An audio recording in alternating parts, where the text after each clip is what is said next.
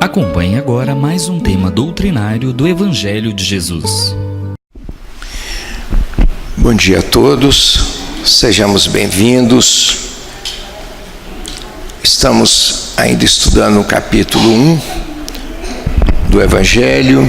Não vim destruir a lei, mas cumpri-la, foi a mensagem do Cristo. Mas antes mesmo de adentrar o Evangelho, o sinal verde, que a gente denomina de código de ética, né? É um orientador para o homem de bem. Ele nos traz a mensagem sobre a correspondência, a lição 40, que o André Luiz dita através do Chico, e fala da correspondência. E esse livro, evidentemente, foi editado numa época em que a correspondência, a carta, né, a correspondência epistolar, era moda, né, era o que vigorava, porque os meios de comunicação ainda eram menos evoluídos do que são hoje. Porque usava-se as cartas, né, postava-se no correio, etc. As cartas chegavam ao destino no prazo combinado, não tinha essas dificuldades que nós temos hoje, porque o mundo cresce, as dificuldades também. Há lugares no nosso país, regiões em que as correspondências não são entregues até por questão de segurança, né? Então, se naquela época escrevia-se, era manuscrito, hoje a correspondência eletrônica tomou lugar, até porque há lugares que os correios não podem chegar por questão de sobrevivência dos carteiros, né? Infelizmente vivenciamos essa realidade. Mas o que o André Luiz nos recomenda aqui? A utilização da comunicação, né? Da correspondência, especialmente a correspondência escrita. E dentro dessa linha de orientação, em busca do amor, do agregar valores nas nossas relações sociais, ele nos dá algumas diretrizes de como nos relacionar com as pessoas através da carta. Uma carta é um relato espiritual de quem a escreve. E nos recomenda ponderação. Ao escrevermos para alguém, que escolhamos um momento em que estejamos bem conosco mesmo, de consciência livre e sem perturbações maiores, para não levar ao amigo aquelas preocupações que nós temos.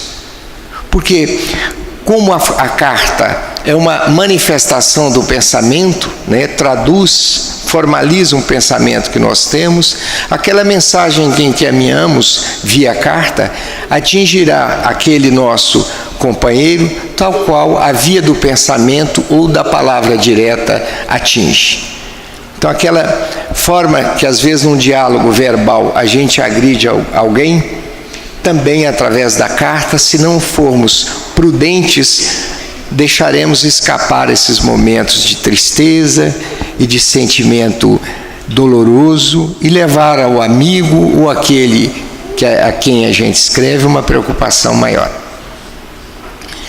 Ou seja, utilizar o mecanismo da correspondência como o próprio Chico utilizou, que nas suas cartas escritas, certamente milhares delas, foram cartas de conforto àquelas almas de mães e pais encarnados que perderam seus filhos, seus parentes, e cujas cartas preencheram esse lado que estava em aberto, porque aqueles que aqui ficaram desconheciam os destinos dos que se foram, daqueles que na concepção nossa morreram, mas que na verdade do outro lado continuavam vivos. Então nós temos, enquanto comunicadores, pessoas que se interagem, nós temos o compromisso de nos relacionar com os nossos semelhantes em busca do estabelecimento de uma convivência pacífica. E há casos que a gente conhece de perto, que a carta, longe de se prestar a essa comunicação sóbria e de alegria, para nós mais antigos, receber uma carta quando o correio batia a nossa porta era uma alegria muito grande, porque era uma prática muito comum. vinha sempre um retratinho de um filho, de um amigo, né? Olha, nasceu fulano, está aqui a foto, né? A gente recebia aquilo com alegria. Mas casos que essa carta chegava com notícias extremamente dolorosas. A gente conhece de perto uma experiência de uma moça cuja mãe abriu mão da própria vida por causa de um desequilíbrio conjugal, uma desavença familiar na relação entre marido e mulher. Ela optou por abrir mão da vida, mas não se contentou nesse gesto translocado, danoso, que tanta marca deixou. Deixaria com ela, que desencarnava naquela modalidade, mas para quem ficava, porque nós sabemos quanto o suicídio é oneroso para quem vai e para quem fica. Mas ela foi além. Antes de tomar essa atitude, de praticar esse ato, transcreveu na carta os diálogos travados com o marido e as descobertas que fizera de uma infidelidade, e deixou para a filha, registrado do próprio punho, essa experiência tão triste para ela. Certamente, nesse momento de desespero, numa expectativa de vingança, para que a filha visse o pai com os olhos que ela, mãe, esposa, né, traída, o via naquele momento. Então deixou uma marca profunda, gravada no sentimento de afeto dessa filha para com o pai, que só muito tempo de tratamento terapêutico que se puderam reconciliar, porque o problema não era da filha, era dela com o pai. Mas a filha conseguiu operar esse perdão e restabelecer com o pai aquela convivência que tinha quando ainda criança. Então, por aí se vê quão danoso pode ser aquele ato impensado nosso. E a pertinência do assunto, a conveniência. Que as nossas cartas sejam portadoras do amor, da caridade, do perdão. E não dessa vingança que acabamos de relatar, que é fato ocorrido nas proximidades da nossa convivência. E cada um que ouve essa história, que já passou por mais de 40 anos, sente hoje ainda o efeito deletério que essa atitude de gravar, né, através de linhas escritas, aquela dor que aquela mãe sentia. E o resultado danoso que gerou para os três: pai, mãe desencarnada e filho que aqui ficou. Então essa experiência é para nós um modelo de como não devemos ser. Que atitude então temos que adotar? É aquela recomendada pelo querido André Luiz. As nossas mensagens, tanto quanto possíveis, devem ser de alento, de esperança,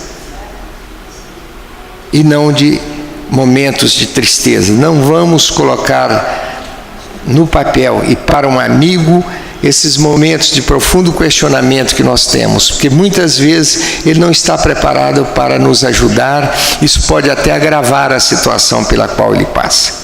Então, que sejamos os portadores da boa notícia. Não temos a carta hoje como padrão para escrever, mas temos as mensagens dos e-mails, do Zap. Então, naqueles momentos de melancolia nosso, recolhamos-nos à prece, à oração, em vez de buscar alguém para dizer: não estou bem, acho que vai estar tudo errado, como a gente ouve no dia a dia. Então, e aí a importância do conhecimento dessa realidade do cotidiano, mas sobretudo do conhecimento espírita.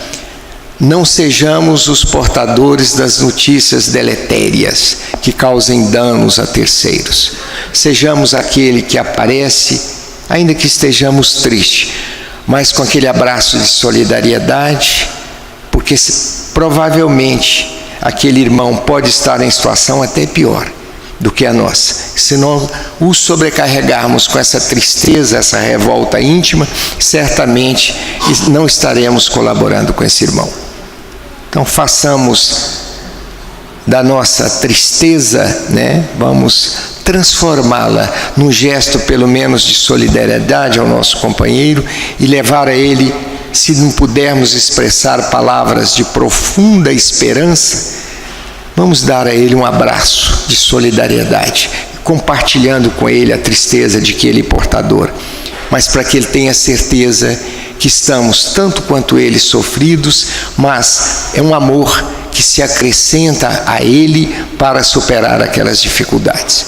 Então, nós somos responsáveis pelos atos que praticamos, pelas correspondências. Então, vamos usar o Zap com ponderação, não propagar notícias, as chamadas fake news, as notícias difamatórias, as maledicências. Vamos ser a ave do bom canto, da boa imagem que leva o bom sentimento para os nossos semelhantes.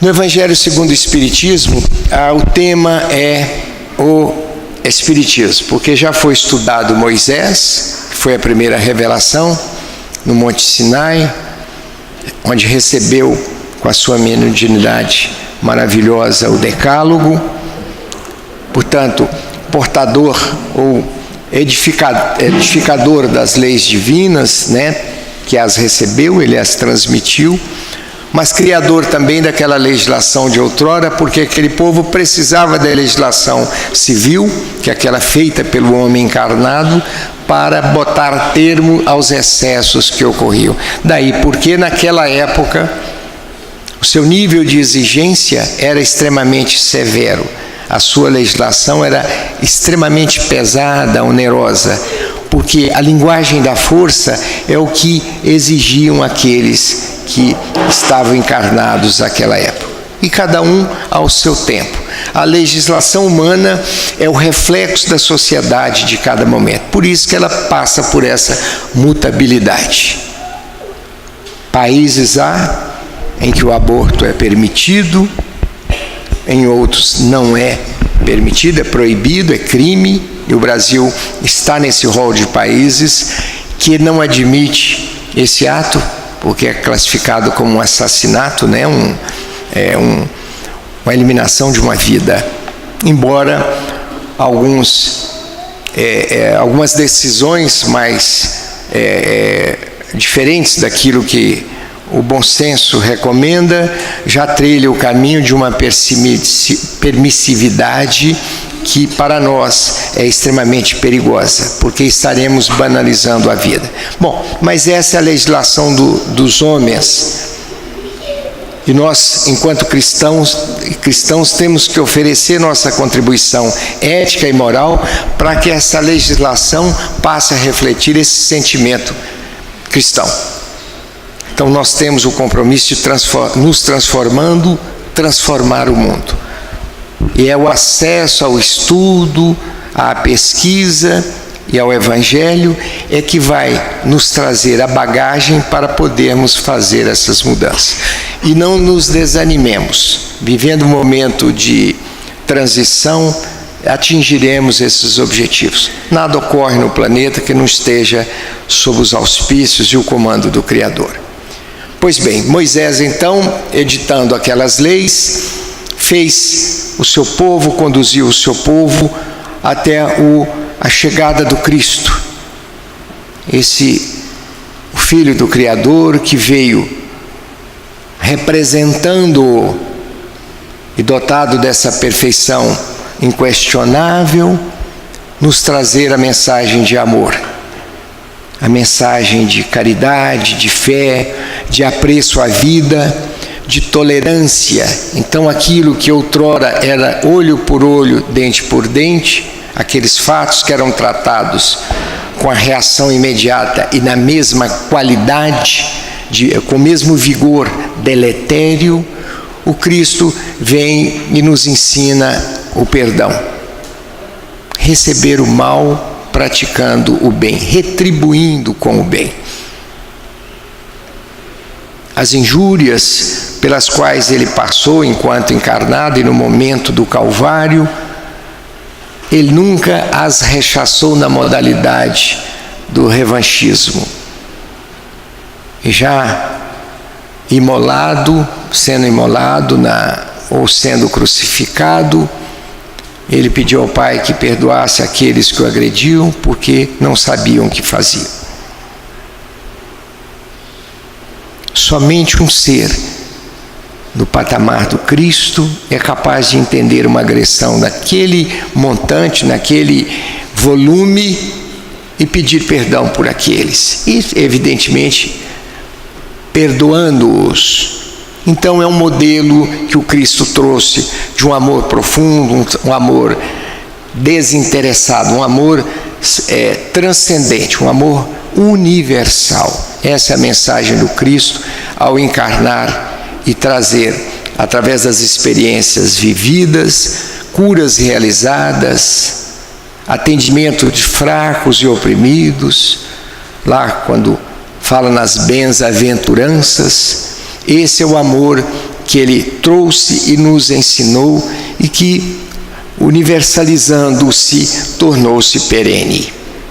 Mas o mesmo Cristo que nos trouxe esse amor, essa capacidade de perdoar, já dizia, já nos informou que mandaria a terceira revelação, o Consolador prometido, aquele que complementaria o seu trabalho, que revelaria as verdades intrínsecas do seu Evangelho, porque ele falava por parábolas e nem tudo que ele dizia alcançava a todos, porque o povo daquela época não estava preparado para compreender a grandeza do Evangelho, as suas minúcias, as suas entranhas. Então ele enviaria o Consolador para que pudesse não traduzir, mas interpretar a sua obra, dar a ela o sentido de verdade suprema e ao nível de compreensão de todos quantos pudessem perfilar o seu Evangelho. E esse trabalho ficou relegado, ficou preparado para o nosso querido Allan Kardec. Aquele homem, embora de família ilustre da França, dotado de intelectualidade maravilhosa, discípulo de Pestalozzi, pedagogo atuante, professor, obras escritas nos mais variados temas, porque sua inteligência era ampla. Allan Kardec é destacado entre os encarnados da época para cumprir esse papel de pegar o Evangelho e traduzi-lo, trazê-lo para nós com palavras simples e com a versão completa, quer dizer, com a amplitude desse sentido. E esse trabalho feito não por ele, mas através dele, por milhares, por centenas de espíritos, que, sob a coordenação do Espírito Verdade, ditou as obras ao Allan Kardec, constituindo o chamado Pentateuco. São as 5 obras, é o Livro dos Espíritos, Evangelho segundo o Espiritismo, Céu e Inferno, Gênese e Livro dos Médiuns. São as chamadas obras básicas, cuja leitura para um espírita é obrigatória. Obrigatória no sentido de é necessária, porque não se compreende uma doutrina da largueza, da amplitude da doutrina espírita, sem não conhecer as suas facetas, sem descobrir que céu e inferno não é aquilo que aprendemos nas religiões tradicionais, sem perceber que não apenas eternas, que a bondade do Criador é tão bonita, tão ampla, que nos oferece várias oportunidades de reerguimento. Que as nossas faltas, diferentemente daquilo que entendíamos, porque éramos condenados de forma capital, de forma irreversível, que o Criador sempre está nos perdoando como o bom Pai que é. Mas que nem por isso, por ter esse perdão antecipado e certo, não podemos ir além do limite, do respeito a essas oportunidades que nos são dadas. e que esses equívocos que cometemos, e à medida que nós os identificamos e nos comparamos com as lições de Jesus, nós temos o dever de não reincidir nessas faltas, que temos que controlar esse livre-arbítrio, porque a imunidade da pena, quer dizer, o perdão permanente que o Criador nos oferece, embora Ele o faça, há algo dentro de nós que nos chamará a atenção, que é a consciência, que é aquele encontro da verdade que enquanto encarnados não conhecemos. No momento do desencarne, toda a nossa história de vidas pregressas e da última reencarnação afloram na nossa mente como se fosse um filme, e a gente descobrirá muitas vezes que reincidimos em penas anteriores, em equívocos anteriores, e que, portanto, temos o compromisso de mudar o curso da nossa vida. Esse trabalho de Allan Kardec, que Allan Kardec compilou através de milhares de reuniões mediúnicas, que compareceu para ouvir as mensagens e compilá-las, quer dizer, reduzi-las em obra escrita, que nos demonstra a oportunidade que o Cristo nos dá, que o Criador nos dá, de através de reencarnações permanentes, fazermos esse acertamento da nossa contabilidade espiritual. A certeza de que, se erramos hoje, não precisamos nos desesperar, porque não iremos para o fogo do inferno,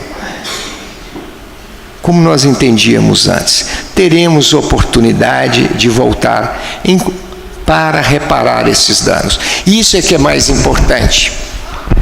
Essa desculpa pela falta, ela não é também gratuita, né? Tem uma lei universal que é a lei de ação e reação.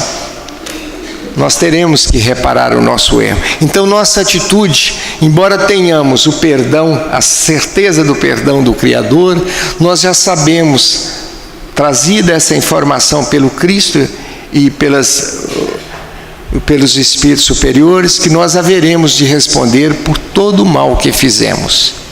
Mas não como punição, mas oportunidade de reerguimento da nossa vida espiritual.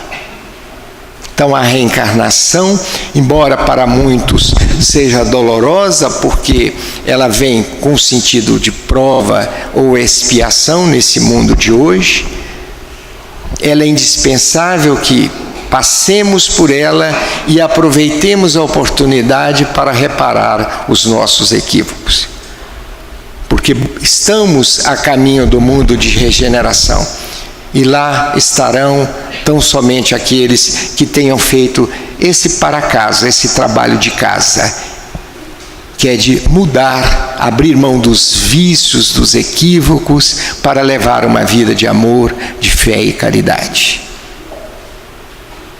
Esse trabalho incansável de Allan Kardec, que percorreu a Europa, foi vitimado por perseguições, nós sabemos quanto ele sofreu para implantar o Espiritismo, para divulgá-lo, obras queimadas, 300 livros em Barcelona, no chamado Auto de Fé, que o bispo da cidade mandou que queimasse, numa tentativa de queimar a doutrina espírita. E o efeito, nós sabemos,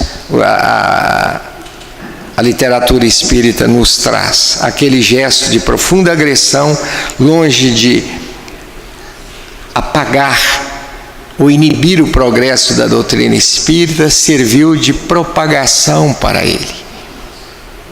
Porque todas as pessoas começaram a perguntar: por que queimaram? Queimaram o quê? O que tem de ruim nessa obra? E foram ler e tiveram o encantamento com essa doutrina nova que surgiu. Nova porque, embora usasse os postulados do cristianismo, trazia essa mensagem de consolo, de amor, de afeto, e acima de tudo, a perenidade do Espírito, a infinitude, a certeza de que não morreremos jamais. Somos espíritos imortais. E a fuga, por isso, temos que estar sempre refletindo nos nossos comportamentos. Quaisquer erros que cometemos, inapelavelmente haveremos de reparar, seja nessa encarnação ou noutra, porque aqui estamos reparando equívocos anteriores. Mas aquela fuga que normalmente o suicida utiliza, longe de significar abrir mão da vida, ela acaba por trazer uma vida muito mais dolorosa. Basta que folheemos, leiamos, e acho que é de leitura obrigatória, principalmente nesse período de transição, Memórias de um Suicida, Ivone Pereira do Amaral, obra ditada por Camilo Castelo Branco, com a orientação doutrinária de Leon Denis, aquele apóstolo do Espiritismo que sucedeu a Kardec no seu trabalho no território francês.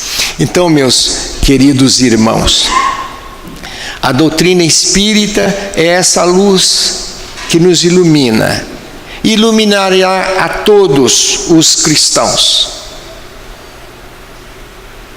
Chega-se a falar que o Espiritismo não é a religião do futuro, mas o futuro das religiões. Não é porque ela será a única religião, é porque a sua amplitude, a sua grandeza sobrepaira qualquer outro segmento religioso. Porque não importa quem aqui esteja, qual credo que exerça, porque é uma religião universal. Agasalhamos todo e qualquer segmento religioso aqui, porque ela vem com a mensagem do próprio Cristo, que traduz a palavra do Pai, do seu Criador.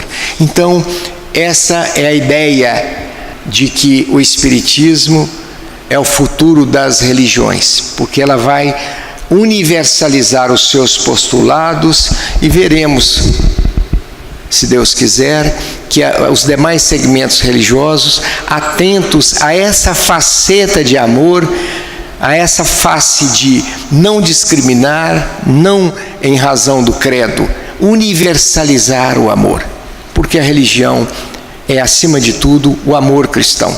Basta a prática do amor. Mas para fazê-lo, é indispensável que nós, enquanto aqui inseridos na casa espírita, possamos, cada um de nós se transformando, poder ajudar que o mundo se transforme lá fora. A sociedade é a amplitude do nosso ser individual. São vários indivíduos reunidos lá fora. Então, se cada um que lá estiver for virtuoso, a sociedade o será. Então, esses males que nos afligem hoje, não tenhamos dúvidas, não ocorrerá no futuro. Não sabemos quanto tempo. Vai depender de nós. Porque o livre-arbítrio, embora nos tenha sido dado para a prática do bem, para que a nossa escolha pelo bem seja consciente, portanto, fruto de uma convicção, nós ainda claudicamos, nossa fé não está suficientemente segura. Então, que a luz trazida por Kardec possa nos iluminar através do estudo. Eu tenho dito que a prática do Evangelho no lar é uma das práticas mais saudáveis, é uma das orações mais eficazes, porque à medida que você ora no recinto do seu lar, você atrai para ali as entidades de luz, e você cria uma proteção à sua casa e até à vizinhança, porque a luz, ela transcende os limites das paredes físicas. E nós temos experimentado esse Evangelho no lar, e nós sabemos quanto bem tem feito. E ouvimos sempre depoimento de um e outro. A gente, quando começa a ter dificuldade no âmbito da família, com os nossos filhos, marido, esposa, vamos fazer esse esforço. Mas o meu marido não participa, sou Mário. Não precisa. Faça você, que ele será atingido. Se tem uma coisa que nos arrasta, é o exemplo. Então, seja abnegado.